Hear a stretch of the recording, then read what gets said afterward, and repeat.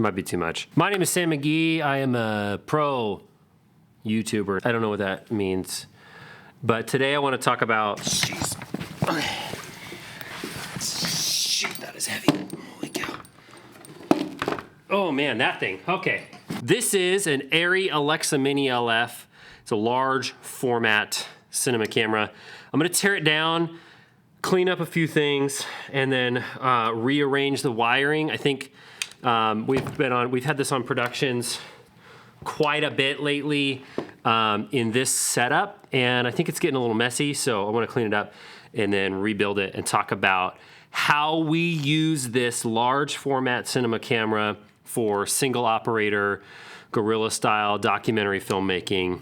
I'll go through all the little parts and pieces that we've designed in it, and we'll set it up for single camera operator use, and I'll show you how I use it. 27, 29, 30, 31.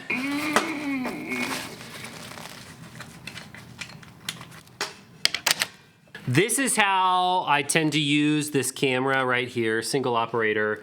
If I have a first assistant camera operator, somebody else will be pulling focus, and I don't need these little hand triggers, but got it on the easy rig, and I have the Tilta nucleus hand grips with a wireless follow focus up here, and I am controlling focus with my little hand grip focus motor right here. This coupled with in-camera audio, which I'll put my microphone up here in a minute. This is how I usually use this thing.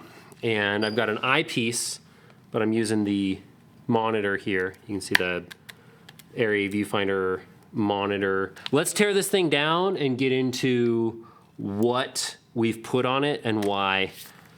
And I'll talk a little bit about the kinds of productions that we use it for.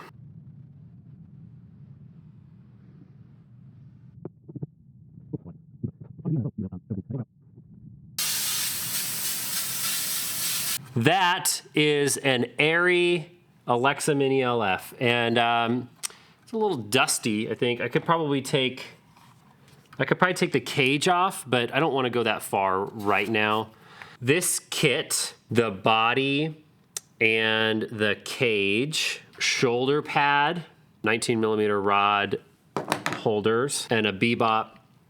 We went with the V mount. Arri has their own battery mounting plate now, and then there's also gold mount that's way better. But we went with V mount because we already had a lot of V mount batteries. Viewfinder, 2 1TB cards.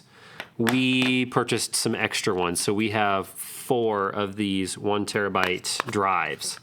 This whole kit on AbleCine right now is $91,000. Oh my gosh, the mortgage on this thing makes me want to throw up. But this right here is arguably the most sought after cinema camera right now. And as a production company, Inland Film Co., we use this camera for all of our projects. We have, this is a Sony FS5. And then we have an FS7, and then at our disposal we have a Canon C200. But this is our main workhorse camera, and we've built it out for typically single operator use. I have the Tilta nucleus follow focus system, so I've got a fizz that I can hand to my first AC. We personally own the Canon Sumire, or Sumire, I still don't know how to say it, glass.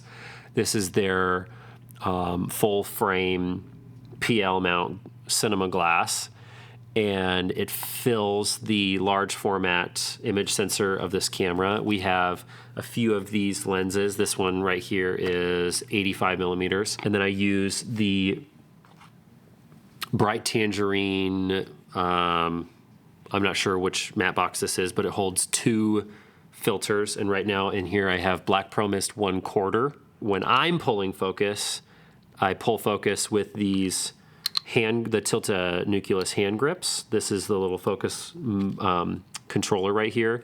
And then if I have 2 motors, so I can control aperture on the prime lenses, there's another little thumb control right here. I don't necessarily put both of the motors on here. I only put one on there. I don't need to control aperture with the hand grip. I'll leave it wide open.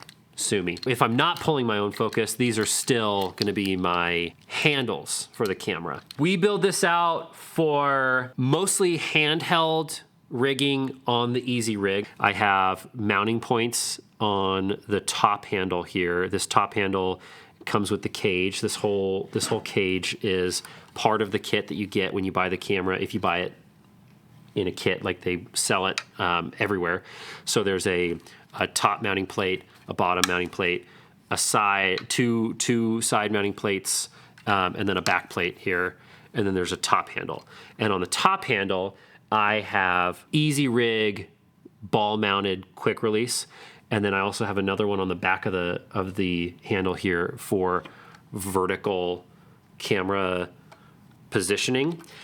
We do a lot of beauty work, a lot of med spa beauty work, and so one of the shots that we like to get is straight down while the treatment's going on, and so I've got a straight down ball mounting position.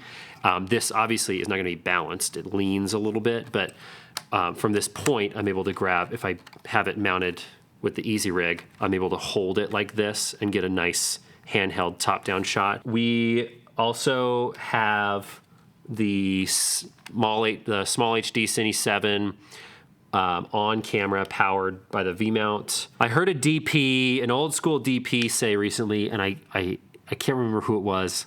I saw an interview on TikTok, and I heard this old school DP talking about how all of these up-and-coming new young cinematographers are using monitors. And they're watching the monitor. And the problem that he sees with this is subjective, I would say, is that cinematographers are looking at a monitor and they're keeping their peripherals open. They're seeing everything.